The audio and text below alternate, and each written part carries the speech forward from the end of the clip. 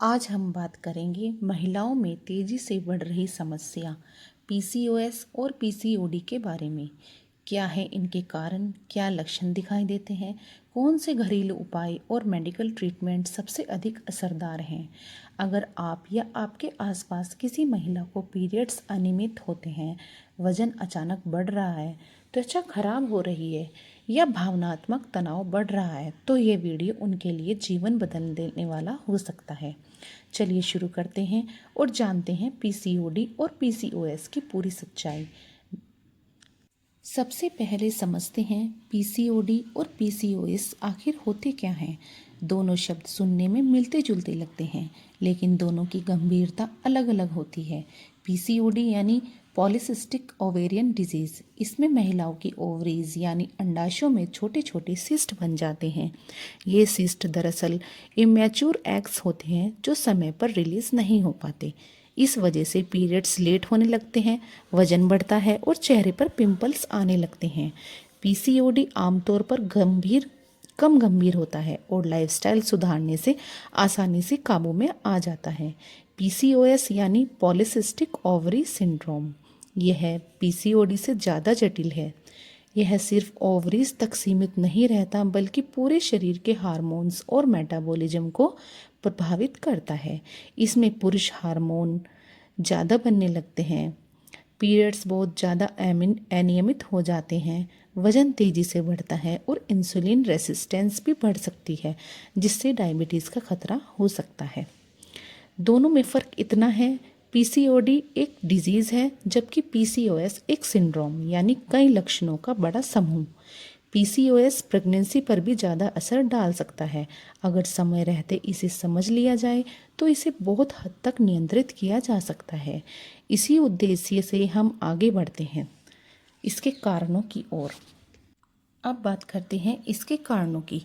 PCOS और PCOD के ठीक ठाक कारण अभी पूरी तरह से स्पष्ट नहीं है, लेकिन रिसर्च बताती है कि कई वजह मिलकर इसे जन्म देते हैं। जैसे जेनेटिक, अगर माँ, बहन या परिवार में किसी को पीसीओएस और पीसीओडी है तो आपके होने की भी संभावना बढ़ जाती है।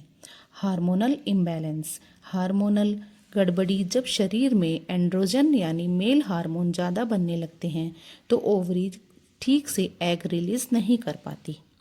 अगला है इंसुलिन रेसिस्टेंस। आजकल यंग गर्ल्स में ये काफ़ी बढ़ रहा है। शरीर इंसुलिन तो बनाता है, लेकिन सेल्स उसे सही जगह से यूज़ नहीं कर पाता। इससे शरीर अधिक इंसुलिन बनाता है और यही अतिरिक्त इंसुलिन ओवरीज को ज़्यादा एंड्रोजन बनाने के लिए स्टिमुलेट करता है। इसका नेक्स्ट कारण है तनाव यानी स्ट्रेस। लंबा तनाव कोर्टिसोल हार्मोन बढ़ाता है, जो बाकी सभी हार्मोन को बिगाड़ देता है। अगला है पुअर लाइफस्टाइल, जैसे जंक फूड, चीनी, कोल्ड ड्रिंक, ऑयली खाने के कारण हार्मोनल इम्बैलेंस खराब हो जाता है। इसका एक मेन कारण है लैक ऑफ स्लीप यानी नींद की कमी। लेट नाइट जागना हार्मोन्स की नेचुरल रिदम को बिगाड़ देता है। इसका अगला कारण है पोल्यूशन और केमिकल एक्सपोजर। कॉस्मेटिक और प्लास्टिक में मौजूद कुछ केमिकल्स भी हार्मोन्स को डिस्रप्टर की तरह काम करते हैं। इन सभी कारणों के कारण ओवरीज पर दबाव पड़ता है, एग मैच्योर नहीं हो पाते हैं और सिस्ट बनने लगते हैं। चलिए अब बात करते हैं पीसीओएस और पीसीओडी के क्या लक्षण होते हैं। पीसीओएस और पीसीओडी के लक्षण धीरे धीरे बढ़ते हैं और कई बार महिलाएं इन्हें सामान्य समझकर नज़रअंदाज कर देती हैं।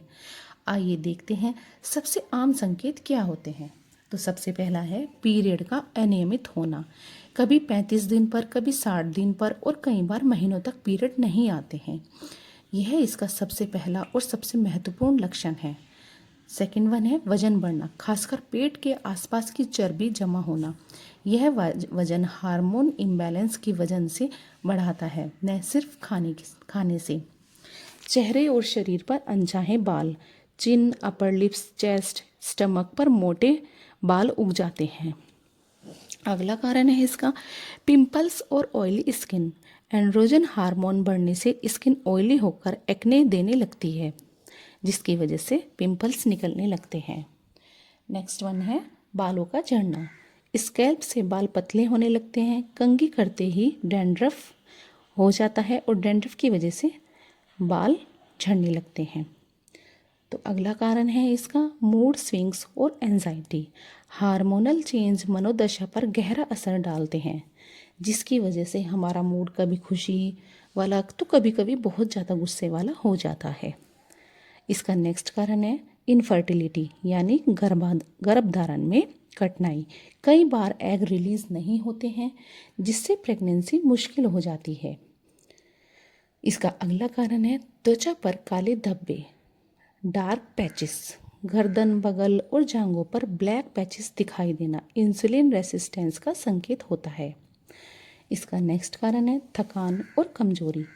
थोड़ा काम करने पर या सीढ़ी वगैरह चढ़ने पर हमें इतनी थकावट महसूस हो जाती है कि हमारा चलना भी मुश्किल हो जाता है। अगर ये लक्षण लंबे समय तक बने रहते हैं तो हमें डॉक्टर की सलाह जरूर लेनी चाहिए। पीसीओडी, पीसीओएस को लाइफस्टाइल और कुछ घरेलू उपाय से काफ़ी हद तक नियंत्रित किया जा सकता है। आइए जानते हैं असरदार घरेलू उपाय। सबसे पहला है मेथी दाना पानी। रात भर भिगोए हुए मेथी दाना का पानी सुबह खाली पेट पियो। ये इंसुलिन कंट्रोल करता है और पीरियड्स रेगुलर करने में मदद करता है। अगला है दालचीनी का पानी। दालचीनी मेटाबॉलिज्म को बढ़ाती है और इंसुलिन सेंसिटिविटी को सुधारती है। 1 कप गर्म पानी में आधा चम्मच दालचीनी उबालकर पिएं। थर्ड है अलसी के बीज यानी फ्लैक्सीड। ये शरीर में बढ़े हुए एंड्रोजन हार्मोन को प्राकृतिक रूप से कम करती है। अगला है green tea. Antioxidant hormonal balance को मदद करती है। इससे अगला है अजवाइन और जीरे का पानी। यह डाइजेशन को सुधारता है और पीसीओएस की सूजन को कम करता है। अगला है हल्दी वाला दूध। हल्दी एंटी इन्फ्लामेटरी है जो शरीर में सूजन को कम करती है। अगला है अश्वगंधा। अश्वगंधा तनाव कम करता है, कोर्टिसोल को नियंत्रित करता है और हार्मोन्स को संतुलित रखने में मदद करता है। और सबसे बेस्ट है एक्सरसाइज। कोई भी घरेलू उपाय एक्सरसाइज के बिना पूरा नहीं हो सकता। रोज़ 30 मिनट वॉकिंग करनी चाहिए, सप्ताह में 2-3 बार योगा करना चाहिए और अपने शरीर की स्ट्रेचिंग करनी चाहिए। यह उपाय नियमित रूप से करने पर 2-3 महीने में असर दिखना शुरू हो जाता है। अगर लक्षण ज़्यादा गंभीर हो या लंबे समय तक रिलीफ न मिले तो डॉक्टर की सलाह लेना बेहद ज़रूरी होता है। तो हमें इसमें क्या कराना चाहिए? हमें इसमें अल्ट्रासाउंड और ब्लड टेस्ट भी करवाने चाहिए। डॉक्टर ओवरीज की स्थिति देखने के लिए अल्ट्रासाउंड करवाते हैं। साथ ही हार्मोन्स, थायराइड, इंसुलिन और शुगर लेवल की जांच करते हैं। Hormonal medicine. पीरियड रेगुलर करने के लिए डॉक्टर कुछ हार्मोनल मेडिसिन देते हैं, जिससे काफ़ी हद तक इसमें सुधार होता है। अगला है मेटफॉर्मिन। इंसुलिन रेसिस्टेंस को कम करने के लिए यह दवा दी जाती है।